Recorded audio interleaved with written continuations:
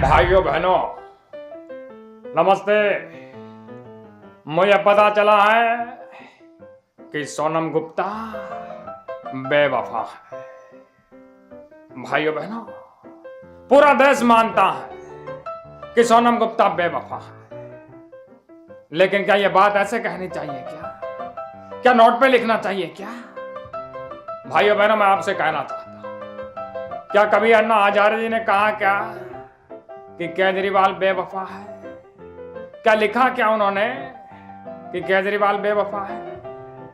क्या कभी आडवाणी जी ने यह कहा क्या कि मोदी जी बेवफा है? क्या कहा का मुझे जरा जवाब दीजिएगा भाई बहनों। मित्रों, कांग्रेस पार्टी ने भी कभी नहीं कहा कि हमारा राहुल गांधी बेवफा है। तो भाइयों बहनों, सोनम गुप्ता के बेवफा हो जाने पर इतना क्यों कोहराम मचा? बहुत बहुत धन्यवाद।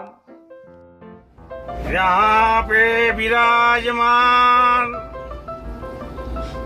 भाइयों बहनों एवं छोटे छोटे बच्चे,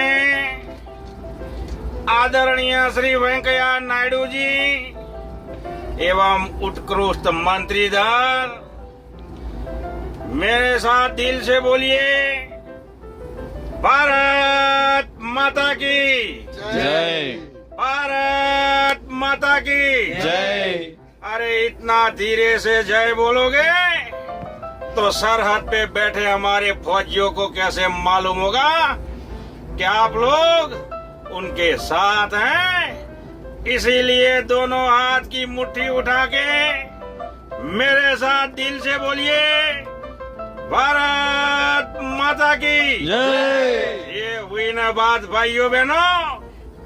अभी आप लोगों को सुन के बड़ा ताज्जुब होगा। 125 करोड़ जनता का हमारा देश, और उस 125 करोड़ जनता के पास 8 करोड़ लोगों के पास सिर्फ बीमा है। इसीलिए मैंने गरीब भाइयों के लिए सोचा है कि प्रधानमंत्री बीमा योजना के तहत पूरे साल का 12 रुपया दे के गरीब भाई अपना बीमा खोल सकता है। अगर कोई आकस्मिक बातचीत हो गई तो उस भाई और उसके परिवार को 2 लाख रुपया का मुआवजा मिल सकता है। ये मेरी सरकार ने किया है। मेरी सरकार वायदों की सरकार नहीं है भाइयों बहनों। मेरी सरकार भरोसों की सरकार है, गरीबों की है। सरकार वो होती है जो गरीबों से चले, जो गरीबों की सुने और गरीबों को हो। भारत माता की जय। भाइयों बहनों, भाइयों बहनों, बिजली आई, बिजली मिली तो बिजली। अरे मोदी जी ठीक से बोलो, नहीं तो नस फट जाएगा। ऐसा कोई प्रधानमंत्री देखा क्या हम लोग? क्या बात है? 50 करोड़, 50 करोड़, 70 करोड़, 90 करोड़, कितना दे? मित्रों, 500 और 1000 के नोट बैन करने के बाद मैं विश्वविद्यालय गया। मैंने कहा, छात्रों, छात्र बोले, ऐ चाय वाले कॉलेज वालों से बचा लें, मुझे पुराने दिन याद आए। मैंने कहा कि मैं भी एक छात्र था, भले डिग्री फर्जी हो। मित्रों, छात्रों को कॉलेज नामक इस बीमारी से बचाने के लिए आज बाल दिवस के शुभ अवसर पर एक कठोर कदम उठाया गया है। आज मध्य रात्रि से यानी 14 नवंबर 2016 के बाद सभी बीटेक कॉलेजों में अटेंडेंस 25% मान्य कर दिए जाएंगे। जितने भी बैकलॉग्स हैं क्लियर कर दिए जाएंगे। असाइनमेंट की पुरानी कुरीति को समाप्त किया जाएगा और कॉलेज के सभी लिस्ट सभी फरमान कागज के एक टुकड़े के समान रह जाएंगे भाई बहनों। इससे वाइवा के 10 अंक, फाइल के 5 अंक और सीटी के 2 अंकों की कोई चिंता नहीं रह जाएगी भाई बहनों। इस कठोर कदम से कलाकार छात्रों, आलसी छात्रों और मेरे देश के गंजेड़ी छात्रों को ताकत मिलेगी।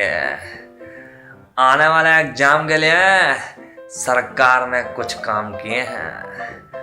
आने वाले 14 नवंबर से 30 दिसंबर तक अगर कोई एग्जाम आता है तो एग्जाम में मोबाइल ले जाने की सुविधा रहेगी भाई बहनों। इन 46 दिनों में आपको पढ़ने की कोई आवश्यकता नहीं है। इसलिए कॉलेज द्वारा दी गई किताबों को एक बक्से में डालकर किसी भी कॉलेज लाइब्रेरी में जमा करवा सकते हैं और बदले में नए क्वांटम प्राप्त कर सकते हैं भाई बहनों। 30 दिसंबर तक दिन में 4 और हफ्ते में 8 क्वांटम आप एक्सचेंज कर सकते हैं। कॉलेज में मोबाइल ले जाने की अनुमति के साथ साथ एक और सुविधा दी जाए भाई बहनों। अगर एग्जाम के दौरान किसी का नेट पैक खत्म होता है तो नेट पैक डलवा दिया जाएगा। अगर इससे भी बात ना बने तो मार्क्स में वृद्धि कर दी जाएगी। यह मेरा आपसे वादा भाई बहनों। हमारा सबका नारा सब हो पास, सबका विकास। मैं बैक नहीं लगने दूंगा, मैं बैक नहीं लगने दूंगा भाई बहनों। मैं आपसे पूछना चाहता भाई बहनों, क्या हमें कठोर कदम उठाना चाहिए कि नहीं चाहिए? क्या कठोर कदम उठाना चाहिए कि नहीं चाहिए? कदम उठाना चाहिए। भारत माता के, भारत माता के जय। नमस्कार, मैं हूं पुण्य प्रसन्न वाजपेयी और आज हम चर्चा करेंगे देश में हो रही नोटों की अदला बदली को लेकर प्रधानमंत्री नरेंद्र मोदी से। हालात बदल गए और नोट भी। मोदी जी, देश की जनता परेशान है, उनके लिए क्या कहना चाहेंगे आप? मित्रों, आपके और जन कल्याण के लिए यह हमको निर्णय लेना पड़ा, क्योंकि एक बार जो मैंने कमिटमेंट कर दी उसके बाद तो मैं अपने आप की नहीं सुनता। मोदी जी, मुझे ऐसा क्यों लग रहा है कि आप सलमान खान के अंदाज में आ चुके हैं? अगर मैं सलमान के अंदाज पर होता तो तुम मेरी गाड़ी के टायर के नीचे होते। अरे, मैं बीच में कैसे आया? अरे मोदी जी, क्यों फंसा रहे हो यार? प्लीज ना, मेरे बारे में बात मत करो। अरे सॉरी यार, मैं भूल गया था सलमान कि तुम्हारी इस वजह से बहुत अच्छी छालेदार हुई है। मोदी जी, इस वक्त हमारे साथ देश के बड़े राजनेता और अभिनेता भी मौजूद हैं। वो आपके निर्णय के बारे में कुछ कहना चाहते हैं। मोदी जी मुझसे जलते हैं। मैं मोदी जी से जानना चाहता हूँ कि जब मैं 500 का नोट लेके दूध लेने गया तभी मोदी जी ने नोट क्यों बदल डाला? मैं इसके किसी भी सवाल का जवाब नहीं देना चाहता। आपको जवाब देना पड़ेगा जी। देश की जनता न्याय मांग रही है, दिल्ली की जनता न्याय मांग रही है। केजरीवाल जी जरा चुप रहिए।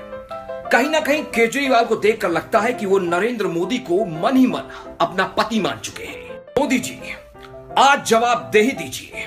पिछले 2.5 सालों में आपने केजरीवाल की किसी भी बात का जवाब नहीं दिया। केजरीवाल, तू पागल हो गया है। देश की जनता रोडीज के लाइन में लग सकती है तो क्या नोट बदलवाने के लिए नहीं? अरे केजू, तेरी शक्ल तो अच्छी नहीं है, कम से कम बात तो अच्छी कर लिया कर। केजरीवाल के पास दिल्ली की जनता को देने के लिए काली खांसी और काला मफलर है। ए केजरीवाल, तेरे को बोला था ना प्रधानमंत्री की मत सटका। अभी देख गुस्सा आ गया ना। मोदी जी, सही किया आपने।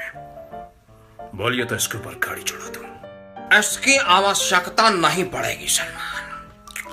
इसके जितनी बेइज्जती हुई है अब यह ग्लूकोज चढ़वाएगा। मोदी जी, देश के और अन्य बड़े नेता आपसे अपने सवालों के जवाब चाहते हैं। लगता है अब मुझे सिंगर बनना पड़ेगा। कौन है सामने हो? उत्तर प्रदेश सरकार नरेंद्र मोदी के जे फैसले का पूरी तरह से विरोध करती, जनता का शोषण हो रहा। अब आप बुजुर्ग हो चुके हैं।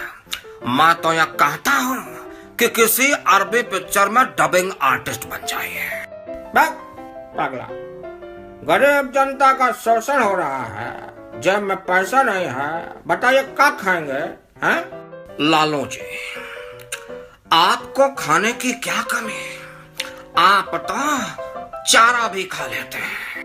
बैंकों में कतार है, आम आदमी परेशान है, सरकार जिम्मेदार है और हमारा प्रधानमंत्री फरार है। से प्याज के पकौड़े, टमाटर में लगे हुए फफूंदी, कभी तो अच्छी बात कर। ए मोदी जी, मैं तो कहता हूं इसको ठोक डालो।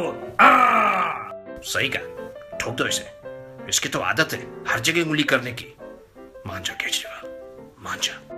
मैं आपका जनसेवक, आप सभी देशवासियों से ये अनुरोध करता हूं, 2 दिन परेशानी उठाइए, क्योंकि आप बॉर्डर में बंदूक उठाकर नहीं खड़े हैं।